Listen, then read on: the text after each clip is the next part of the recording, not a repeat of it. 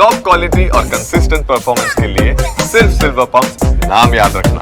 વહેલી સવારે બ્રિજ તૂટી પડ્યો અને એના કારણે લગભગ 5 કરતાં વધારે વાહનો નદીમાં ખાબક્યાના સમાચાર છે અને મોટા પ્રમાણમાં જાનહાનિ થયાની શક્યતાઓ છે।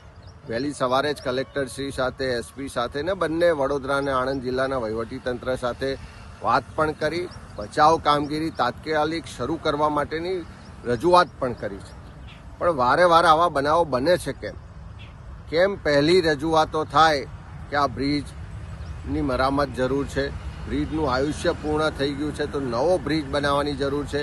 બ્રિજ જો ભયજનક હોય તો એને બંધ કરવો જોઈએ, એની મરામત કરવી જોઈએ।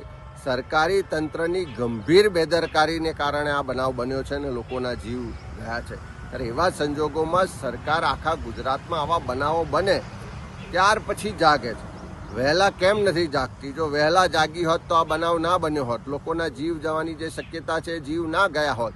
આજે ગુજરાત ફરીથી કોઈના પાપનો ભોગ બન્યું છે, એટલે ખાસ કરીને સતત જ્યારે હું આ વિસ્તારમાં ધારાસભ્ય તરીકે હતો ત્યારથી માનનીય નીતિનભાઈ પાસે 2017-18માં જ્યારે આ વિભાગ એમની પાસે હતો ત્યારથી અને એના સ્થાનિક અમારા યુવાનો છે, હર્ષદસિંહ હોય, કેએમ હોય, એને સરપંચ છે અભયસિંહ, અને તમામ લોકોએ ખૂબ અહીંયા રજૂઆતો કરી, બ્રિજ પર આંદોલનો પણ કર્યા કે ભાઈ ભારદારી વાહનો માટે આ બ્રિજ બંધ કરવામાં આવે। મોરબીની ઘટના બની એના પહેલાં મેં આ લોકોને કીધું હતું કે તમે આ બ્રિજનું સ્ટ્રક્ચર રિપોર્ટ અમને આપો, પરંતુ સરકાર અને અમે વિરોધ પક્ષમાં હોય અધિકારીઓ પણ છુપા આશીર્વાદ આ લોકો પર રહેતા હોય છે સરકારના, એટલે ભ્રષ્ટાચાર પણ નેવે મૂકે અને એમને મન ફાવે એ રીતનું કરે, જેથી લેખિત મેં પ્રશ્ન કર્યો તો તેમ છતાં એનો જવાબ પણ સ્ટ્રક્ચર સ્ટેબિલિટીનો નથી આપ્યો।